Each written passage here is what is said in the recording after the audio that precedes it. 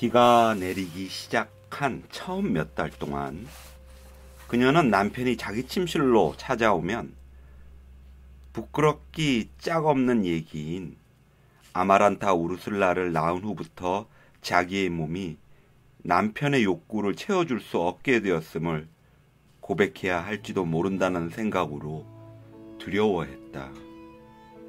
사실 그녀가 남모르는 의사와 열심히 편지 왕래를 했던 것도 이런 이유 때문이었다. 그러나 편지 왕래는 신통치 않았다. 폭우가 시작되면서부터 기차 탈선 사고가 자주 났으며 그녀는 낯선 의사로부터 그녀의 편지가 도착하지 않고 있다는 편지를 받을 수 있을 뿐이었다. 이처럼 그 의사와의 통신이 두절되게 되자 페르난다는 과거 유혈의 창극을 부른 카니발에서 남편이 썼던 호랑이 가면을 뒤집어 쓰고 바나나 회사의 의사를 찾아가 진찰을 받아볼까도 생각했다. 그러나 가끔씩 집에 들러 장마통의 바깥 소식을 전해주던 사람들에게서 들은 바로는 바나나 회사가 폐쇄되어 비가 내리지 않는 곳으로 이전하면서 진료소도 함께 문을 닫았다고 했다. 이렇게 하여 최후의 희망마저 사라지고 말았다. 그녀는 자포자기하는 심정이 되어 날씨가 개고 우편물 수송이 정상화될 때까지 기다리기로 했다. 그러면서도 마콘도에 유일하게 남아있는 의사인 당나귀처럼 풀만 뜯어먹고 산다는 프랑스인에게 진찰을 받을 생각은 추호도 없었으며 그렇게 하느니 차라리 죽는 편이 낫겠다고 생각했다.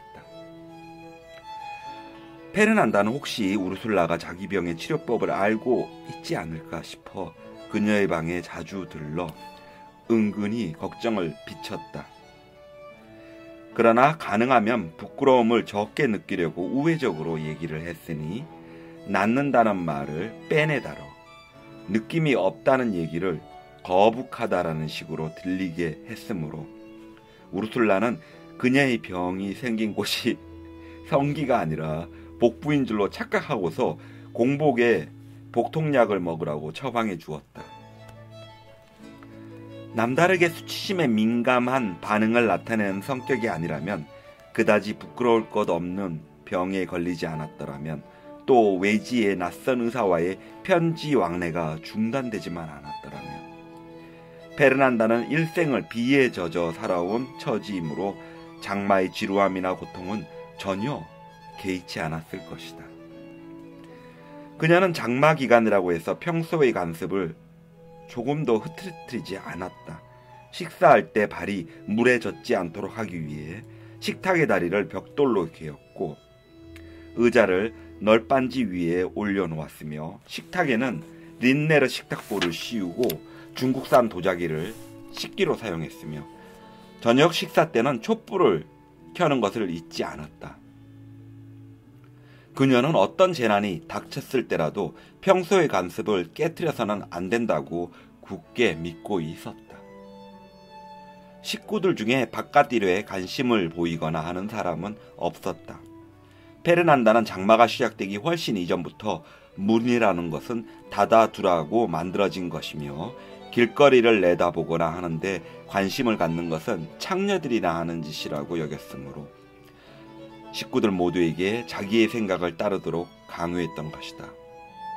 그러면서도 헤르넬도 마르케스 대령의 장례 행렬이 지나간다는 소식을 듣고 제일 먼저 창문을 열고 밖을 내다본 사람은 그녀였다. 그때 창문 틈으로 잠깐 동안 내다본 거리의 장면에 마음이 상한 페르난다는 자기가 그토록 허약한 심성의 소유자라는 사실을 두고두고 못마땅하게 생각했다. 그녀는 한 번도 이처럼 쓸쓸한 장례 행렬을 본 적이 없었다.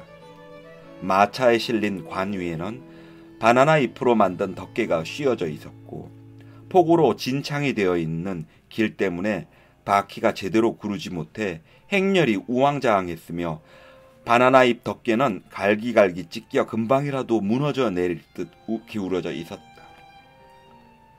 관이에는 피와 화약이 얼룩진 군기가 덮여 있었으나 비에 흠뻑 젖어 있어 과거 영광스럽던 군인의 상징으로는 너무나 초라해 보였다. 관 위에는 또한 청동사슬과 비단술이 달린 군도가 놓여 있었다. 그것은 헤리넬도 대령이 아마란타의 뜨개질 방으로 들어가기에 앞서 예의를 갖추느라 응접실의 벽걸이에 걸어두곤 했던 그 군도였다. 마치 뒤쪽에는 모두 무릎까지 바짓가랑이를 걷어 올린 네덜란디아 휴전협정 당시의 생존자들이 따르고 있었다. 그들 중 어떤 사람은 아예 신발까지 벗어던지고 맨발인 채 한 손에는 마차를 모는 채찍을 들고 다른 손에는 비에 젖어 색이 바랜 조화인 화환을 들고 있었다. 진흙탱을 헤치며 아직도 아우렐리아노 부엔디에 대령의 이름을 간직한 거리를 그들은 유령의 무리처럼 지나갔다. 그들은 거리의 집들마다에 무심한 눈길을 던졌으나 마차가 모퉁이를 돌 즈음 바퀴가 흙탕 깊숙이 박히자 사람들에게 도움을 청해야만 했다. 우르슬라는 산타소피아 들라 피에다디의 부축을 받으며 대문 밖에 서 있었다. 그녀가 너무도 진지하게 장례 행렬 쪽을 쳐다보며 안타까운 표정을 지었으므로 사람들은 그녀가 모든 것을 똑똑히 보고 있는 줄로 착각했다. 마차가 기우뚱거리며 흙탕에서 빠져나와 모퉁이를 돌아 사라지는 순간 그녀는 하늘에서 소식을 전하러 내려온 천사처럼 손을 높이 쳐들었다. 잘 가려무나 헤리넬도 나의 아들아.